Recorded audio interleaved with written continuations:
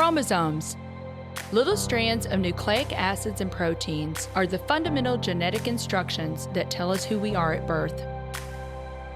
Most people are born with 46 chromosomes, but each year in the United States, about 6,000 people are born with an extra chromosome, making them a person with Down syndrome. If you've ever encountered someone with Down syndrome, you know that they are some of the kindest, most joyful people you will ever meet. They truly have something extra. My name is Lisa Nichols, and I have spent the last 24 years as both the CEO of Technology Partners and as the mother to Allie. Allie has something extra in every sense of the word. I have been blessed to be by her side as she impacts everyone she meets. Through these two important roles as CEO and mother to Allie, I have witnessed countless life lessons that have fundamentally changed the way I look at the world. While you may not have an extra chromosome, every leader has something extra that defines who you are.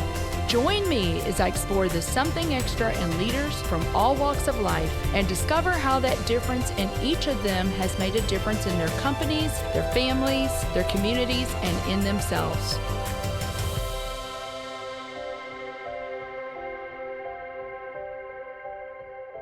It is with both a joyful and heavy heart that I'm going to introduce our next podcast guest. Our podcast team was honored to spend time with Halbert Sullivan last Tuesday.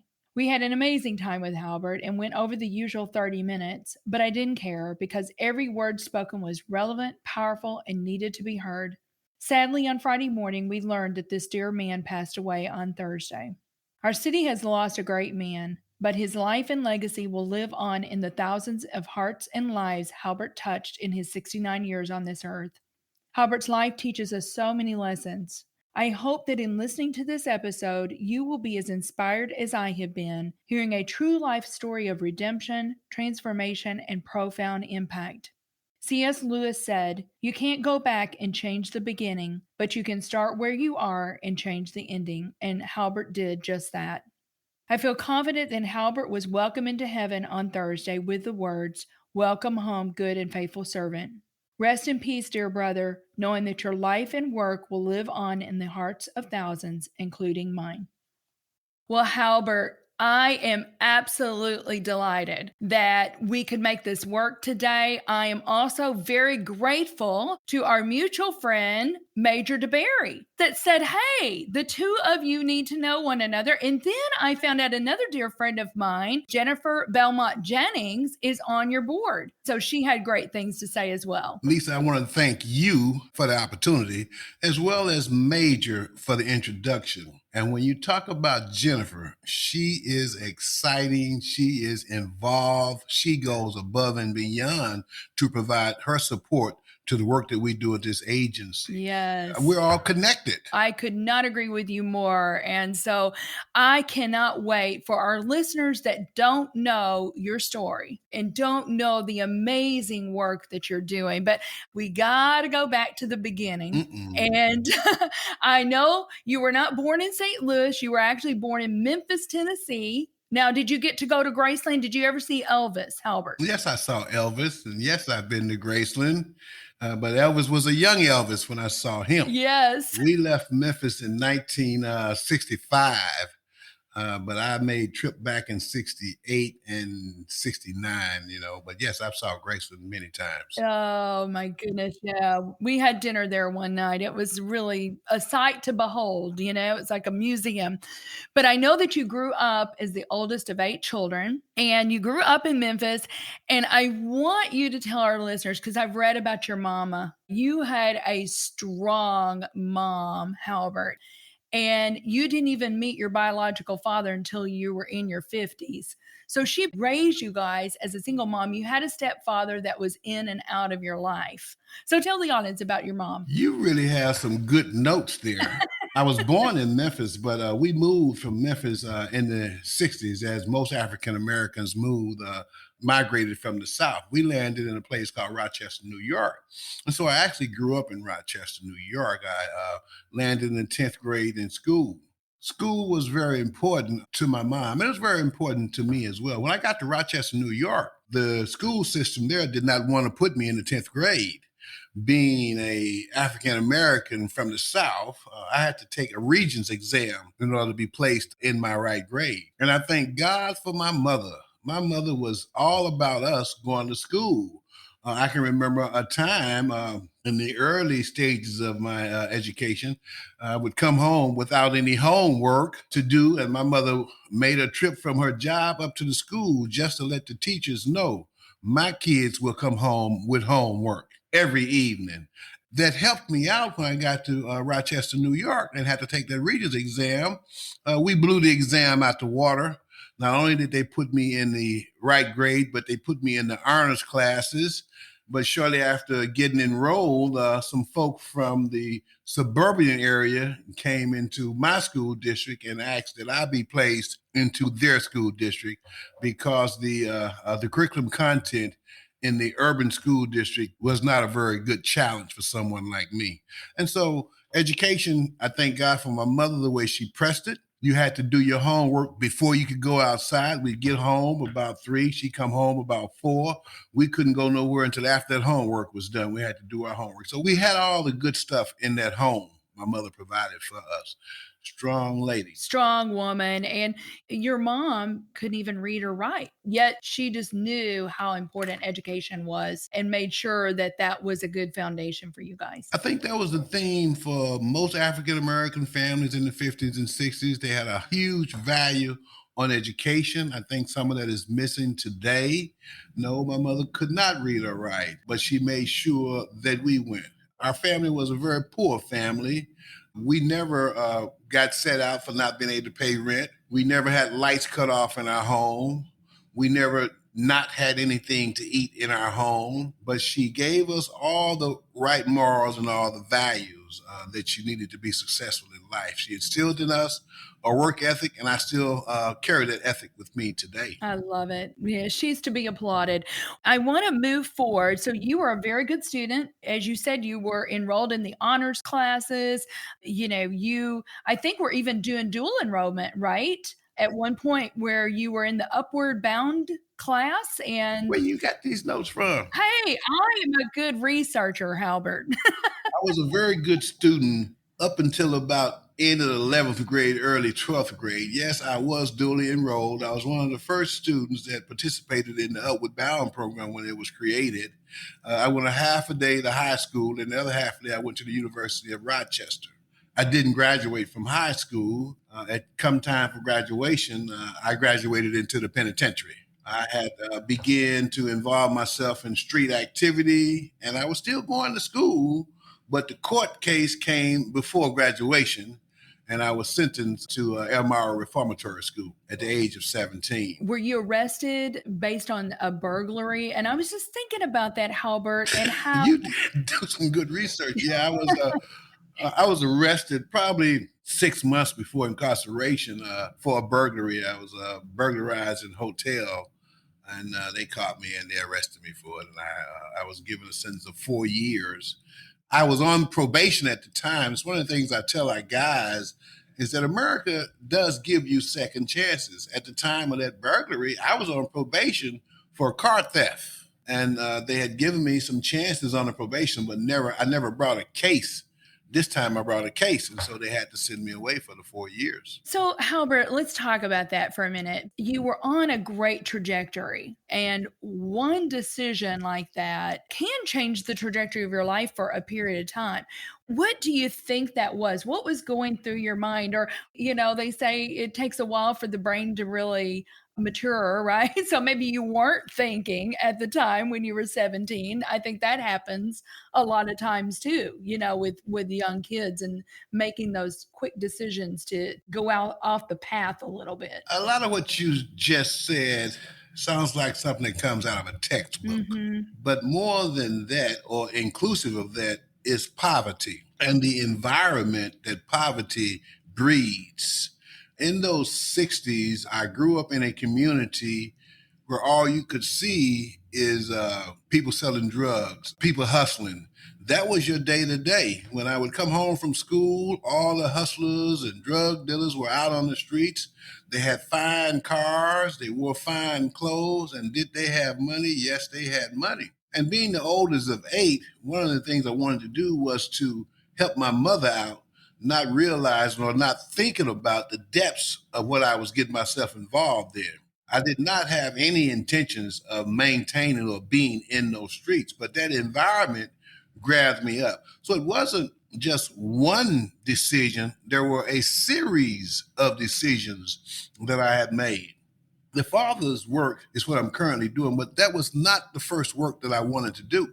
My first work was to work with youth, primarily middle school age children, to assist them so that they would not make the type of decisions that I made. Right. Not everybody that grew up in a negative environment has to take that negative path, especially when you have the trajectory that I had.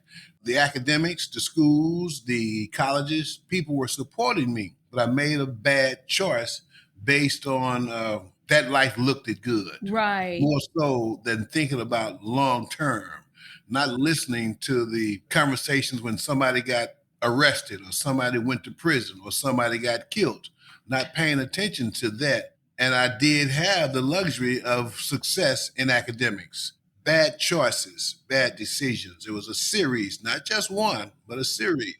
But the influence of a consistent father figure, I think, would have kept me away from the streets. In other words, I had nobody to take me to ball games or to push me towards ball games, after school activities. We were basically homebound because of the single parent. I had nobody to tell me that this is going to happen or that is going to happen. A male figure. Your mom says all these things, but she don't know what's going on. Men. I had nobody to forewarn me in that area. So there was a role that the lack of a father played, but there's also this thing called choices that people can make. Yes. And I know as you look back on your life, the life that you lived then is why you're doing what you're doing now and you're making an impact and it prepared you for what you're doing now because you get it. So I want to move through and talk about what you got involved in because I know you got involved in some things and I want you to talk about the night in the prison cell and footprints in the sand. Along the journey of incarceration, I have been incarcerated in a prison on 3 different occasions. The last time I had life for selling drugs, and God blessed me, and I was able to get out on an appeal. Oh, probably about a year or two later, I caught another case. Finally, in 1980, 79, I began using drugs, and it took me down, way down. In 1982, I decided that I needed to be around my mother because I wouldn't be living like this. So I came to St. Louis, where they had left New York and were now living in St. Louis. I stayed here until 1984. I made a big mistake when I came here. I wanted to get rid of the drugs, but I brought me here with me. I didn't want to get rid of the lifestyle. I still called myself a hustler. I thought I was going to be a hustler. Well, 1984, I moved back. 1986, I caught a case. I ran away from that case. I was out on bail and I absconded and ran off. Come 1988, they had caught me and I was waiting to be extradited back to that case. And while I was waiting in jail, I waited in jail for about 6 months before being extradited. Some amazing things began to happen in my life. After I had been there for about a week, I had the opportunity, I call it a message from God. I had been a crackhead, which meant I had burnt everybody that loved me. I wasn't getting any money from nobody, no help. So I had to hustle in jail. And hustling in jail means you got to come off that cell block. And I knew how to do that. I signed up to go to school, to go to church, to go to Bible study, to go everything that opened up that cell block. And one day I was in one of those church Bible study and I saw this picture up on the wall, footprints in the sand. And I looked at that and I had that deja vu feeling. I've seen this somewhere before. And I did not have an opportunity, the life I was living, to be in nobody's church at no point in time. I didn't go to church. I didn't go to weddings. I didn't go nowhere to seeing that. Well, when I got back to my cell later that night, you got to know that I was in a maximum security jail. It was all brick, concrete, and bars. It was about a 15-story jail, and the light was up at the top. Got into my jail cell about 7 or 8 o'clock that night, and if somebody else was telling this story, I would say this joker is full of it. But a bright light came into my cell, and that picture flashed back in my mind again. And I said, oh my God, he's been carrying me all the time. So the next day, I stopped one of those jailhouse preachers, and we began this journey. He helped me to understand more about Jesus Christ, to understand more about biblical teachings and learnings. And at that time, I accepted Christ as I knew him at that time in my life, and it's been a great journey. And I would suggest that anybody who is looking to make a change in their life, find a way to get you some God in your life. He's in the business of transformation, isn't he, Halbert? That's his business, but you got to also allow him. And there's a passage in the Bible that says faith without works is dead. You got to have faith. You got to have faith at least the size of a mustard seed, according to the Bible, but you got to also do some work. And so I committed myself to doing the necessary work as I knew at that time. And God began to work in my life. Normally in my life, I get incarcerated, I'm going to prison. Well, I didn't go to prison this time. They extradited me back to St. Louis, and I got out, but I still stayed on a negative path. I wasn't as negative as in the past. I wasn't selling drugs. I was out clean for about 3 or 4 months before I started back using drugs. Mm-hmm. And wound up, come 1991, I found myself waking up on a bus stop bench in front of Beaumont High School. I had been out drugging for about 2 or 3 weeks, and I'd had good opportunity along this path. I'm currently married to one of those good opportunities. My current wife, we lived in St. Peter's. We wasn't married then, but we lived in St. Peter's, and here I am waking up in the heart of the ghetto, one of the most dangerous parts of St. Louis, and yet I called myself a hustler, a street player or something. Looked around and said, what kind of player am I? I've lost my mind. People have told me that I needed some help, and I think I'm going to go get me some help. Right. 3 days later, I was in the drug rehab getting the help that I needed, and I thank God for sticking and staying with me and allowing me an opportunity to be in that drug rehab. Right. It's not been the same. You haven't looked back, right, Halbert? I haven't looked back. I've been clean and free from drugs and alcohol for July will be 28 years. And the great thing about it is I've lost the desire for any illicit chemicals or substances in my body. But even more so than that, I've been able to give back to my community. Yes. I've been able to help others who want to have help find the help that they need and live a better life. Absolutely. Well, I cannot wait to talk about that, Halbert, but we need to take a quick break, and then we'll be right back with Halbert Sullivan. We at Technology Partners understand the difficulty to find work that is engaging, yields high pay, and facilitates a work-life balance. Over the past 25 years, we have enhanced the IT teams of over 244 client companies and placed more than 3,000 IT professionals with them on short-term or permanent basis. Our staff includes over 300 experienced IT professionals. So if you're looking to take the next step in your career, visit jobs.technologypartners.net, apply for a job, and one of our expert recruiters will be happy to connect with you. So welcome back, everyone. I cannot wait for Halbert to start telling our listeners what he's doing today. So we talked about Halbert's background. Halbert made a 180-degree turn with his life transformation. And what he's doing today is so amazing. I'm going to read a couple of stats here. Children in fathers' homes are 22 times more likely to run away, 9 times more likely to drop out of high school, and 5 times more likely to commit suicide. Those are pretty sobering stats. 70% of youth involved in crime and illegal drugs will come from fatherless homes. 82% of teenage mothers come from fatherless homes as well. So you had a transformation. You go to Fontbonne, you get a degree at Fontbonne, then you go on to Wash U, to the Brown School, get a master's degree in social work. But Halbert, I want you to tell our listeners, in 1997, you felt a call on your life to use your experience to make a difference. So tell our listeners all about the Father Support Center. All those stats that Lisa just ran off, those are stats that relate to children who grow up in fatherless homes. I wanted to impact the life of a child. I wanted to change the projection of children. And when I looked at those stats, the father is a key figure in all of this. I did significant amount of research while at WashU, looking at fatherlessness and the negative impact that it has, and that's primarily where most of those stats came from. The goal is always to impact the life of a child. The mission of the agency is to foster healthy relationships by strengthening families and communities, and the vision is every father is a responsible father committed to a cohesive family relationship. Now, today, for the last 3 years, we've been working with moms as well, and for about 16 years, we work with youth, but the primary focus is on those fathers. The work we do is very structured. When I look back at my life and the life of others, my mom left New York when I was 16. So I really didn't have any structure in my life. The agency brings structure to the lives of those that work with us. After my mother left, I lost the respect for authority. I lost the respect for self.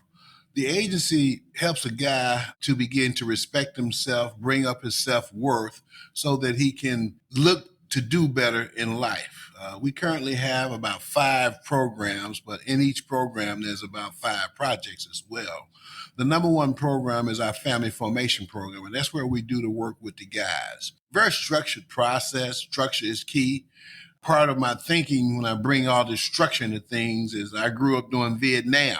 And what I noticed when I look back at life, there were many guys who went away to service, and that boot camp thing that they went through, when they came back home, they were different people. They stood differently, they thought differently, and they did things differently than what they had did prior to going into boot camp. So we have a lot of structure. The classes are set up 5 days a week, 8 o'clock to 4 o'clock. The reason that we do 8 o'clock to 4 o'clock, one, we have a very comprehensive curriculum and other training opportunities that we want to participate in.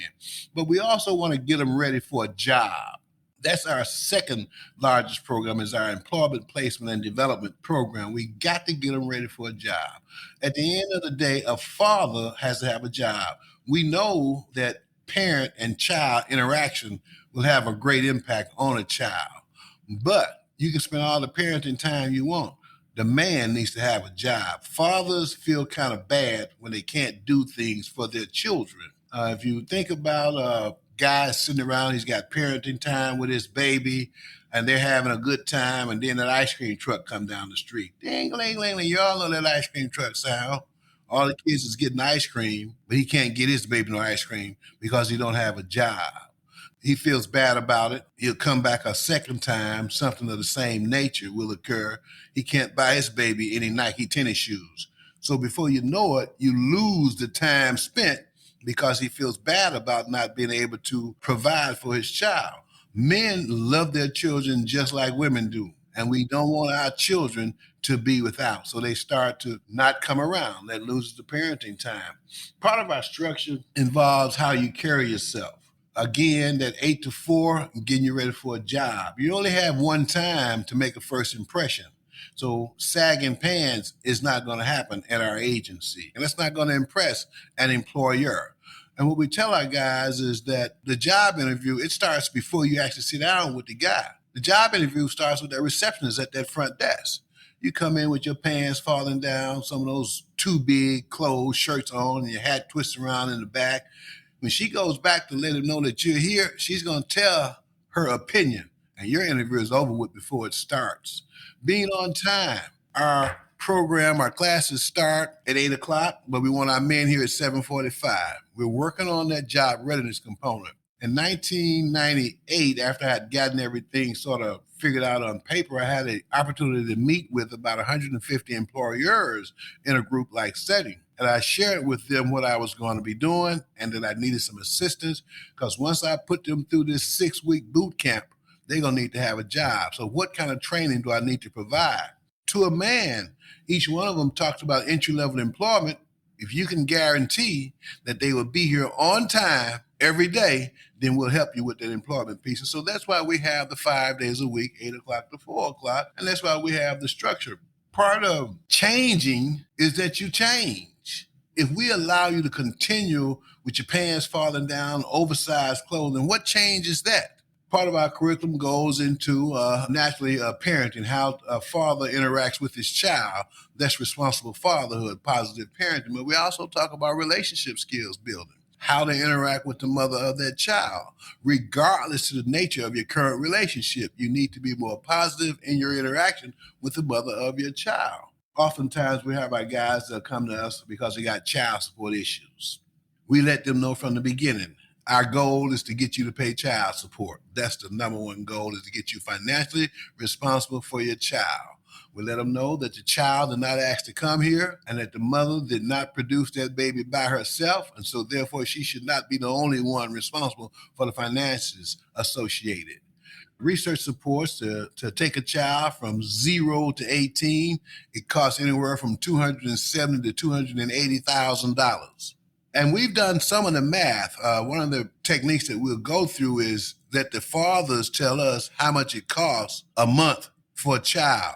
That bill often comes up to be anywhere from $2,800 to $3,500 a month. And sometimes these guys are supposed to pay $200 a month in child support. Once we get the figure up on the wall, so you're paying $200, she's paying $26. How does that math work? So you want to know why she's upset whenever she deals with you? Because she has to do all that she can to provide this $2,600, and you can't come up with $200. That exercise gives them a different perspective. There's a book out there, Atomic Habits. We know we need to replace habits with good habits, right? And so what you're doing, the way you dress, the way you interact with the receptionist when you come in, if you're on an interview, you are setting up to replace those poor habits with good habits. And we're also putting them into a different environment for 8 hours, 5 days a week. The environment here at the agency is a positive environment. The environment here at the agency is an environment that teaches people that America is the greatest country in the world. But don't nobody owe you nothing. People in America, they work for what they get. We all make mistakes. They make mistakes, but they regroup and they get back up on it, and we work for what we get. People work by way of educating themselves and by way of going to work. Okay, that's the vast majority of America. And so you got to do some of those things if you want a different outcome. When I think about my own life growing up in Rochester, New York, I wanted the stuff that the people had in the suburbs had, but I didn't want to do what they did to get it. Right. So now we do what they did to get it. And so most of the men, the vast majority of them, they adapt. Not all of them, but we've had a good run. The first class started in 1998. Since 1998, we've had over 16,000 fathers to successfully complete our program, which has an impact on over 40,000 kids. The numbers have grown a little bit. Those are our published numbers until we get through looking at our data for 2020. That's a great impact. Right. You've affected 40,000 children, and those 40,000 children are most likely going to go on and have their own families one day. There you go. We're breaking the cycle. And 82% of the fathers that complete our programs, they report that they've got increased interaction with their child. The way we gather that data is from the father and from the mother of the child. Okay, 82% report more interaction, which gives a great opportunity for role modeling. People who complete our program, we follow up with them for a year. Just because you walk in here and want to change doesn't mean things are going to be all rosy. So we're there for that year to help you over those barriers. I mentioned child support. A lot of times people come to us and they think that we're going to help them to not to pay. Well, we let them know right away that the purpose is to help you to become financially responsible for your baby. If that means paying child support, then that's what we're going to help you to understand to do. In 2020, our fathers put over $800,000 into the child support system. Now, this was during the pandemic. Yeah. Last year, we got 77 guys a job, men and women. But in 2019, our fathers put over $1 million into the child support system. And in 2018, they put over $1 million. The deputy director of child support enforcement said he'd never seen anything like it before. That was historic, that no other agency besides child support was able to get men to put that much money into the system. Besides just helping the children, helping the families, helping the men, I mean, there is a tremendous economic impact. And I know, Halbert, that I have read the city of Rochester has come to you and said, how can you do this here? I mean, I know that what you're doing is working here, and other metros are taking notice of it and may want you to come and do the same thing there. We've been asked by several cities. Yes. I mean, and this is not unique to St. Louis. Oh, no, not at all. This is a challenge that we have to overcome all over the country. This thing comes with impoverished communities. As you know, we have a new headquarters. I intentionally wanted to be headquarters in this area. When I say impoverished community, I mean black and white. I mean urban and rural. Okay, poverty. One of the things about poverty is that it can cause for families to be divided or broken homes. So fatherlessness is not just something that's found in African American families. But I wanted to go back and touch on the impact. We put together what our return on investment is. And in 2019, our program spent about $3.6 million, but the investment we returned was over $13 million worth of investment into the St. Louis community. We know that one of the greatest impacts is in that employment area. These guys come in unemployed, no money, and 18 overall between our Fathers program, our reentry program. Our reentry program is one of the best in the nation. We have a 7% recidivism rate with our reentry program. And our Moms program, we employed 557 clients agency-wide, and that resulted in $5.8 million going back into the economy through employment, through taxes, state and federal taxes, and so forth. So that is incredible. I don't know where you can get a 4X, almost a 4X on your investment. Well, it takes a lot of work. I thank God for this opportunity, but I got a great staff. Yes. And I know that you love your staff. Oh, I got a great team. And I want to give you the opportunity, to talk about that. So this is something extra. What is the something extra that you have seen in your team? Because I know you love your staff. You want to honor your staff. You have an exceptional staff. For me, the staff takes the lead. During that first couple of years, I did everything. Of course. It was just me. But after about year 3, I began to get in committed people, and they're committed. They're passionate about their work. My team goes the extra yard. I mean, most social service agencies don't pay overtime. And I tell them, look, don't worry about that. I'm going over and do this anyway. They walk the streets to pass out flyers, to get recruitment in. They work from their heart. And during the process, I got to be aware of the EEOC rules. I let them know, no, can't have you doing this, can't pay you, can't do this. Well, don't act like you don't know, because I'm going anyway. That's just the way they are. They're passionate and they believe in what the mission is, So you were 43 when all of this transformation started to happen. So I said, it's never too late to turn your life around.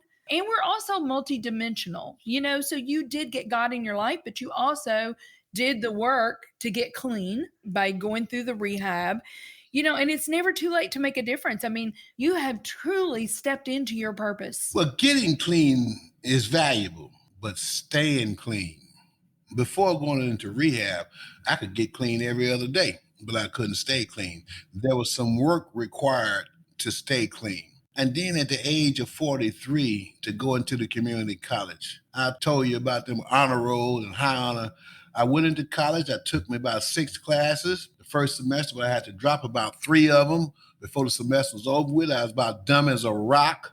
But I didn't quit. Right. I went to the school and I got me some tutors, and I did the work. When I walked into Fontbonne, it was a summertime. I found a way to get me 18 credit hours in the summer. I did the work. When I left Fontbonne, my GPA was like 3.7, 3.8.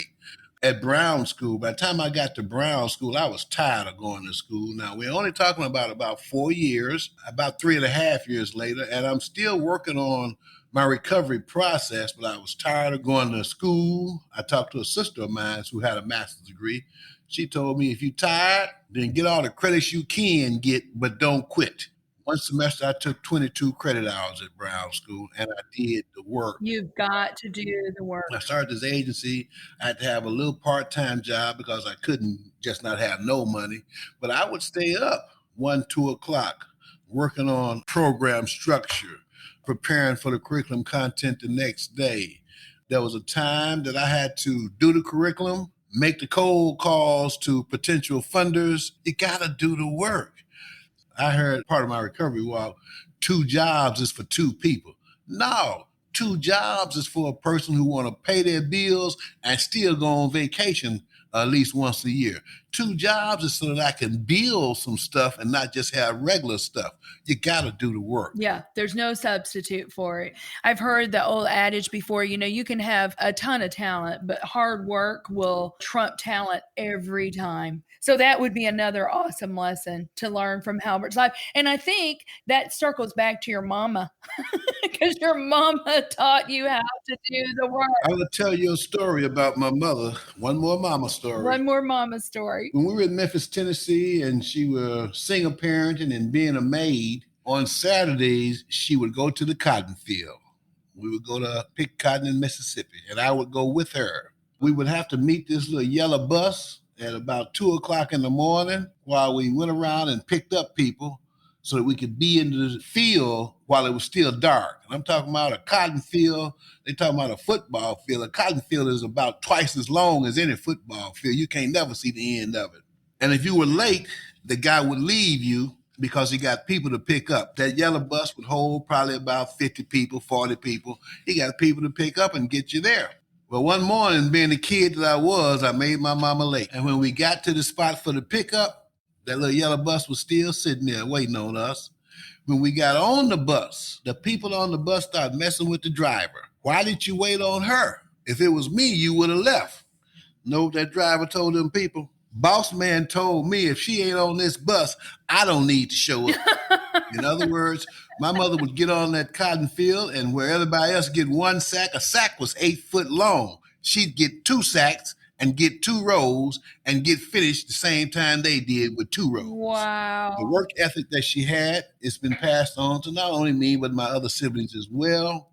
And we believe in doing things right, not haphazardly. What I learned about haphazardly is that you might finish, but you have to go back and do it over again. So you're doing twice the work. You're doing twice the work. Do it right the first time. Got that from my mother. Oh my goodness. Halbert, we could talk for hours.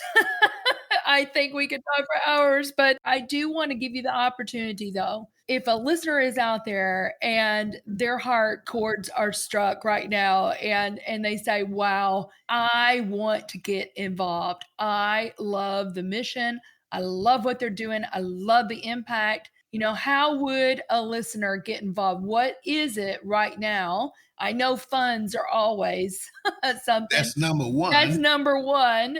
We always need funds to run these programs, but how else could they get involved? We're more than happy to give you a tour, but there are some volunteer opportunities with our youth programming. We're always looking for mentors in that program.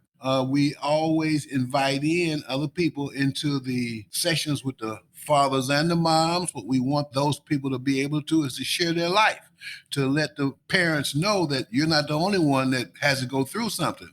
And while we invite volunteers in to assist us in the office area as well, and we invite volunteers in to assist us with our fundraising efforts. If you want to volunteer or if you want to just learn more about what we do, go to our website, fatherssupportcenter.org. And if you're interested in a tour, you can arrange that at the website as well, but feel free to call 314-333-4170 if you want to learn more about the work that we do and get involved. We invite involvement. Awesome. Well, Halbert, this has been such a pleasure for me. I have absolutely loved our conversation, and I know that it's going to impact our listeners. So thank you so much. And thank you. Thank you for listening to today's show. Something Extra with Lisa Nichols is a Technology Partners production. Copyright Technology Partners, Inc., 2019. For show notes or to reach Lisa, visit tpi.co/podcast. Don't forget to leave a review on Apple Podcasts, Google Play, or wherever you listen.